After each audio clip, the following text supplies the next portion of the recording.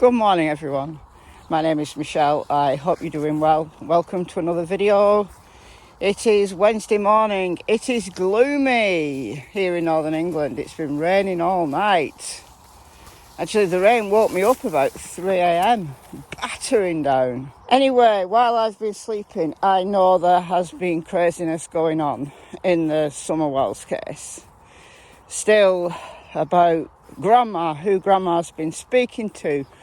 Proof that she's been speaking to this person, or there's no proof that she said this to this person. You know what, guys? I want a day off from that. I've talked about that for 3 days on the bounce on this channel, and yes, I will catch up with it all today. If you're only here for Summerwells, if you're only here to hear my take on that, come back tomorrow, because I want to talk about a really serious topic today. I want to talk about the Lily Peters case, but I want to perhaps send a warning. A warning sounds ominous, but that's what it is, right? Because there was a case that happened about 20 miles away from here in 1993. Which sent shockwaves around Britain. I don't know how well known it is in other countries, so this might be new to you, but I can see some really important parallels between what's happened, what we know so far in the Lily Peters case, and what we know about this case. So if you're not familiar with the Lily Peters case, then perhaps turn this off and go and watch the video that I made the other day where I gave the background. I talked about the offender who's been charged. I named him in that video, but it's since been court-ordered for him not to be named, so I'm just going to call him C from now on. Lily was 10, he was 14. And he told officers calmly and nonchalantly he'd planned to essay and murder his cousin Lily.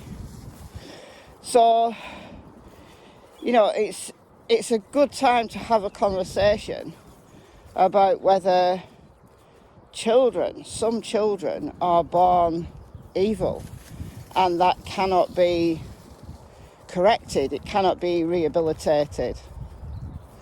I said in my video the other day that I thought it was an interaction between the innate temperament that you're born with and the environment that you've grown up in.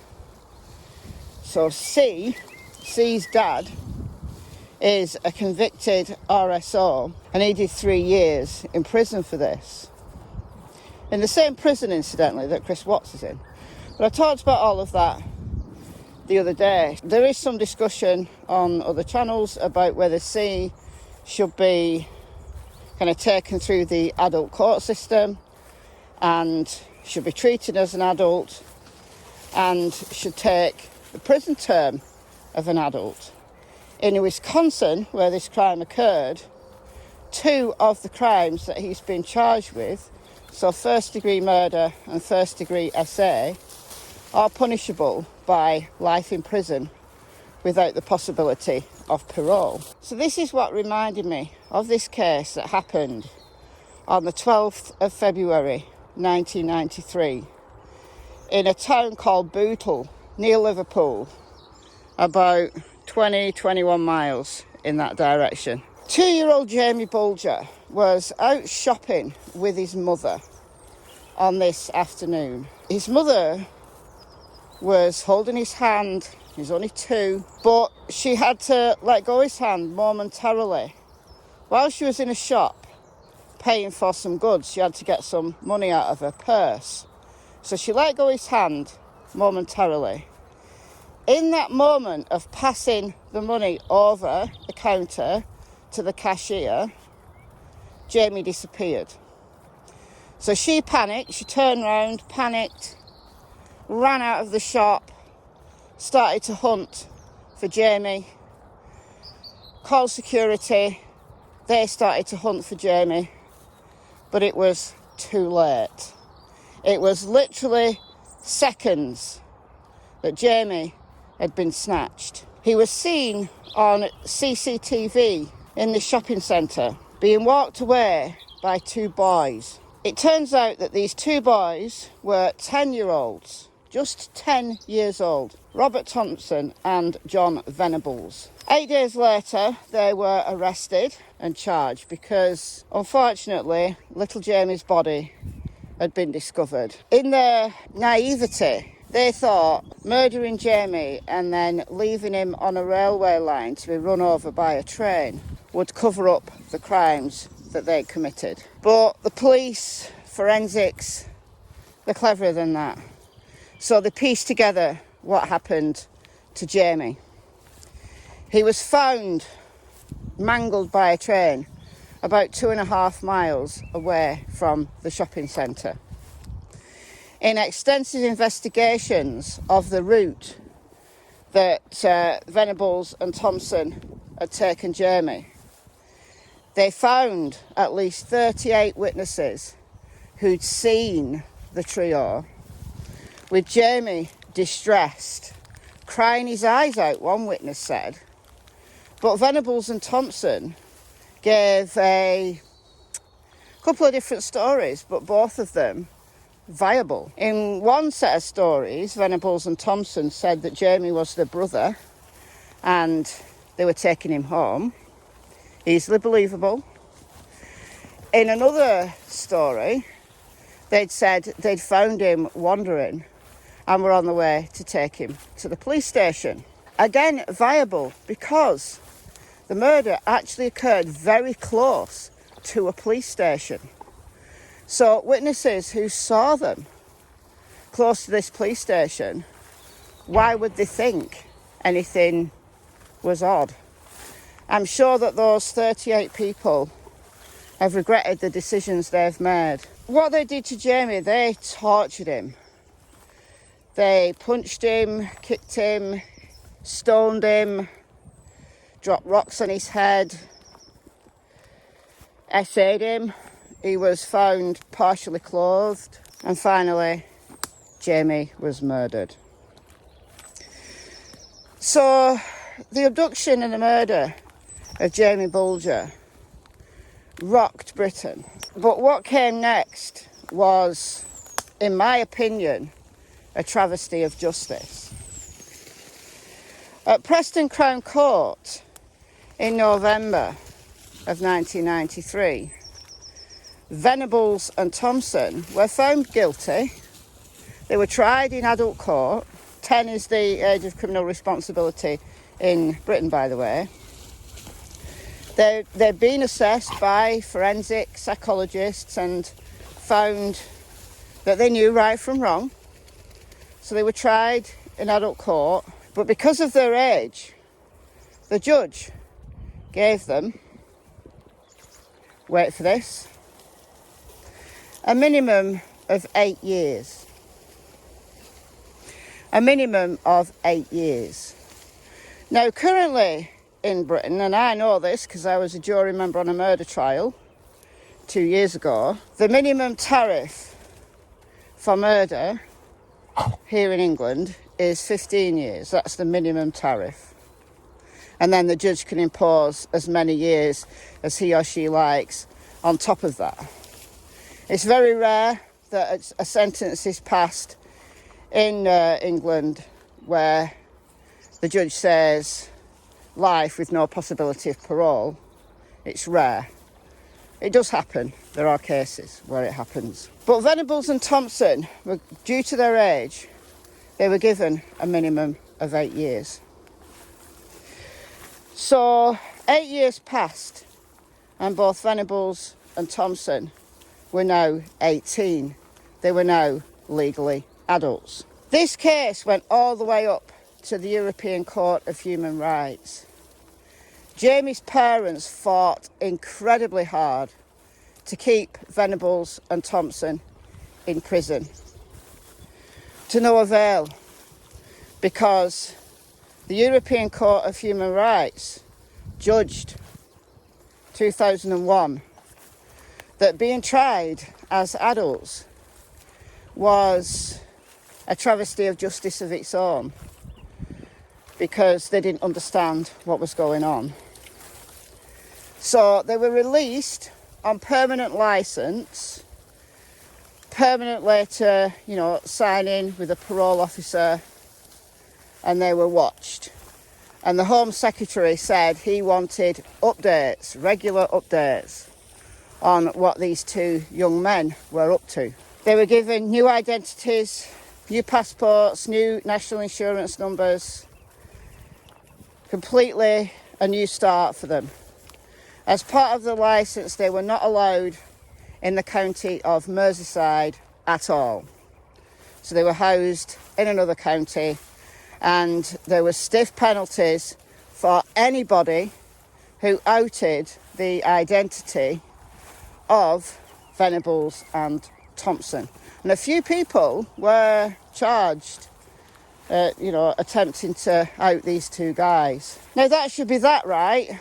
These two guys have served their time. 8 years. 8 years for the abduction, torture and murder of a 2-year-old boy. But let's go with this. Let's carry on with this story. And then they were considered rehabilitated, unlikely to offend again. Right? That's what was said. Unlikely to offend again. Did they offend again? Well, here we go. So Thompson, don't know anything about Thompson. But Venables was actually outed by the Ministry of Justice. In 2010, he was charged with distribution and possession of child P. And for this, he served 3 years in prison. When he came out in 2013, he was given a new identity again. Then 4 years later, in 2017, he reoffended again for child abuse charges. So what are we to make of this? Well, it could well be that Thompson has learned his lesson and he's never reoffended. And he's horrified by what he did when he was 10. I don't know. But Venables is the right piece of work. He's known to have girlfriends who are very young, maybe just over the legal age of consent. But if he's offended twice with the distribution, possession of child P, my question to you is, what else is he doing?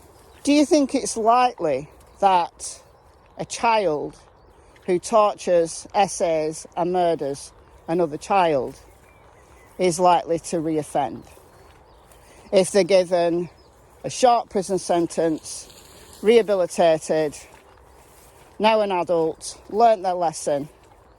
Well, in the Bulger case, perhaps that was the case for one, but certainly not for the other. So it takes us down to a coin toss. It takes us down to a coin toss if we're looking at odds. But if we look a little bit more scientifically at it, some psychologists will tell you that psychopaths have differences in their brain. But the majority of psychopaths don't actually go on to become criminals. There are many psychopaths who get very high-paid jobs because they're ruthless. CEOs of major companies are more likely than the average bear to measure high on psychopathic traits. So any differences in brain, any differences in innate temperament might not be a good indicator of what you're going to become as an adult. There's this interaction that's vital. And we know that Venables and Thompson didn't have the greatest start in life. There was lots of talk at the time about them watching like really vile, gross movies. But I think that's a symptom rather than a cause. I think these two boys were attracted to that kind of imagery and wanted to play out a fantasy. That's a symptom, not a cause, in my opinion. But there was something very serious going on in Venables and Thompson's lives, brains. I mean, it was very premeditated. Before Jamie was taken, that same day they'd tried to abduct another child, another 2-year-old boy. But his mother caught them just in time. Jamie wasn't so lucky. That split second was all it took to whisk Jamie away. But for Lily Peters and C, I hope that the justice system in Wisconsin takes C's crimes far more seriously than the justice system in England did to Venables and Thompson. I share Jamie Bulger's parents' disgust at a mere 8 years. I don't care that they were children and once they turned 18 they were magically rehabilitated. I don't believe that. I do believe rehabilitation's possible for a lot of offenders, but there's so many of them that go on to reoffend, especially those who offend against children, who offend in an SA type way against children particularly. So it pains me to say, it pains me to say that some people could never be rehabilitated. But it is true, in my opinion. So something so heinous as abducting and murdering a toddler and a cousin who grew up with a little girl who he planned to take out, SA and murder. They're not so different, are they? Like, in the mindset is really not so different. This is premeditation, the worst crime against the most vulnerable individuals in society that you can possibly mention. But let me know what you think. Let me know in the comments what you think. Could a child, 10, 14 years old, can they be rehabilitated? Or should we lock them up and throw away the key because there's too much of a risk to others? It's goodbye from Miss Tillington and Miss Cassie Springer. There's a dog over there. She's intent, but she's not going. Okay, bye guys.